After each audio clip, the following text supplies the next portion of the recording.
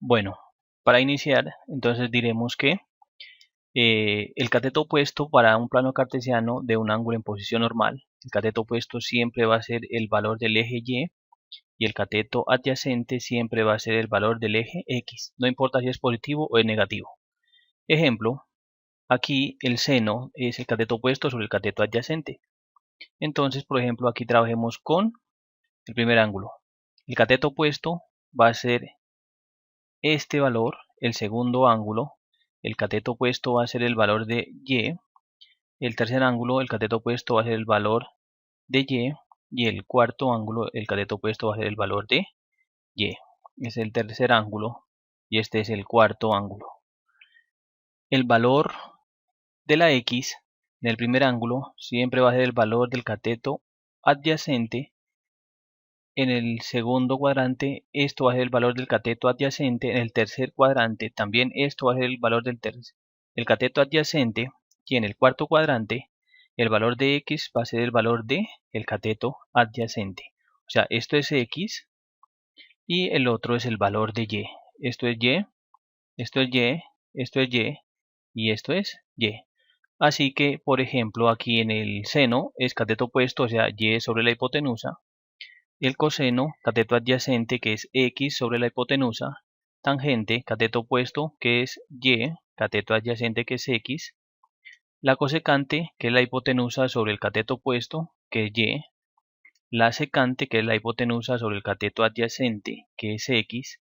Y la cotangente, que es cateto adyacente, que es X sobre el cateto opuesto, que es Y.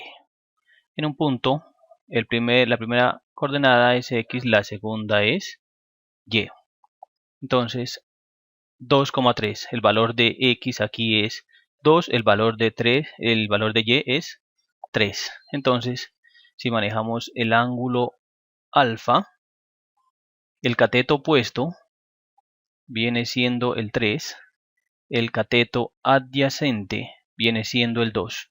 Y ahora nos falta encontrar la hipotenusa o R, en este caso llamémosle H,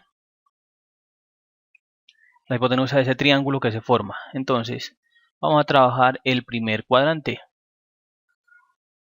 Vamos a trabajar las funciones trigonométricas en el primer cuadrante. Bueno, y h lo encontramos con la raíz cuadrada de el cateto al cuadrado, que en este caso es 3 cateto opuesto, más el cateto adyacente, que es 2 al cuadrado. Entonces esto es igual a 3 por 3, que es 9, más 2 por 2, que es 4. Y esto es igual a la raíz cuadrada de 13. Entonces ya tengo que el radio o la hipotenusa es la raíz cuadrada de 13. Ahora sí, vamos a trabajar las funciones. La primera función es el seno del ángulo alfa y este es igual al cateto opuesto sobre la hipotenusa, y eso es igual a cateto opuesto 3 sobre la hipotenusa, que es la raíz cuadrada de 13. Racionalizamos y nos queda que esto es igual a 3 por la raíz cuadrada de 13 sobre 13. El coseno del ángulo alfa es igual al cateto adyacente sobre la hipotenusa, y entonces queda que el cateto adyacente es 2 y la hipotenusa es la raíz cuadrada de 13. Racionalizando nos queda 2 por la raíz cuadrada de 13 sobre 13. Y la tangente del ángulo alfa es igual al cateto opuesto sobre el cateto adyacente, y eso es igual al cateto opuesto, aquí es 3 y el cateto adyacente es 2. Ahora trabajemos las otras funciones. Le voy a trabajar al frente porque esas dos se relacionan. Aquí tengo el seno, se relaciona con la cosecante del ángulo alfa. Ese es igual a la hipotenusa sobre el cateto opuesto, y la hipotenusa es la raíz cuadrada de 13 y el cateto opuesto es 3.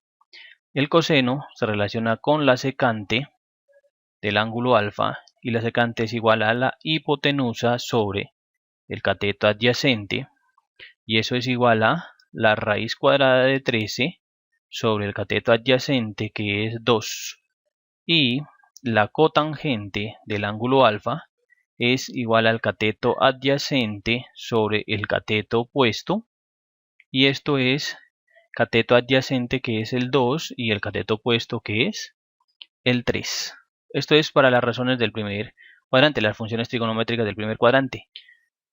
Entonces tenemos que el seno es positivo, el coseno es positivo, la tangente es positiva, la cosecante es positiva, la secante es positiva y la cotangente es positiva. Esto porque el valor del cateto opuesto, que es el 3, es positivo y el valor del cateto adyacente, que es 2, es positivo.